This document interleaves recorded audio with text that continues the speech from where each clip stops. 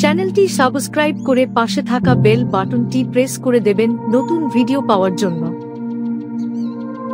বিভিন্ন সোশ্যাল মিডিয়াতে আমাকে ফলো করতে পারেন, লিংক ডেসক্রিপশন বক্সে দেওয়া থাকবে।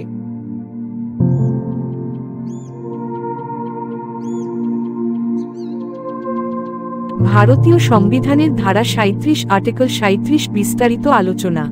ধারা 37 ভারতের সংবিধানের পার্ট 4 রাষ্ট্র পরিচালনার নীতিমালা directive principles of state policy DPSP এর অন্যতম গুরুত্বপূর্ণ ধারা। এটি মূলত এই নীতিমালাগুলির আইনি মর্যাদা ও বাধ্যবাধকতার ধরন ব্যাখ্যা করে। ধারা 37 সংবিধানের পাঠ্যাংশ। The provisions contained in this part shall not be enforceable by any court, but the principles therein laid down are nevertheless fundamental in the governance of the country, and it shall be the duty of the state to apply these principles in making laws. Bangla অনুবাদ।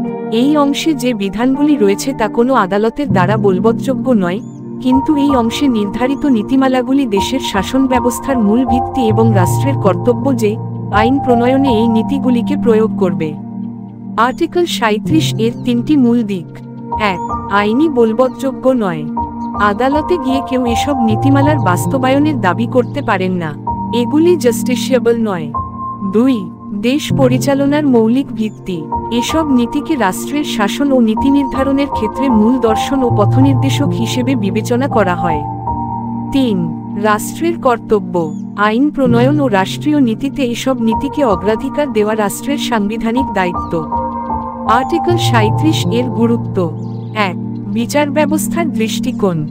আদালত DPSP বলবৎ করতে পারে না, তবে অনেক সময় মূল্যবোধপূর্ণ ব্যাখ্যা দিতে গিয়ে আদালত গুরুত্ব দেয়।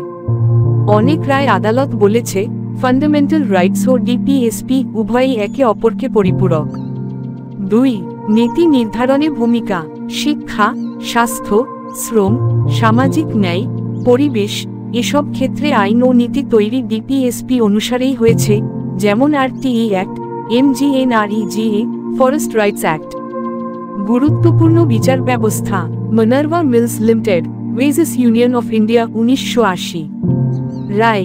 সংবিধানের মৌলিক কাঠামোতে ডিপিএসপি ও মৌলিক অধিকার উভয়ই সমান গুরুত্বপূর্ণ, একে অপরকে নষ্ট না করে ব্যালেন্স বজায় রাখতে হবে। Keshavananda Bharati versus state of Kerala 1973। রায়। ডিপিএসপি দেশের মূলনীতি ও সাংবিধানিক দর্শন প্রকাশ করে। উদাহরণ: আর্টিকেল 39 অর্থনৈতিক ন্যায়, ন্যাশনাল পেনশন স্কিম, সামাজিক নিরাপত্তা আইন। আর্টিকেল 45 শিশুদের শিক্ষা, আরটিই অ্যাক্ট 2009। আর্টিকেল 48 পরিবেশ রক্ষা, পরিবেশ সুরক্ষা আইন, প্লাস্টিক নিষিদ্ধকরণ নীতি। আর্টিকেল 37 সারসংক্ষেপ। ধারা।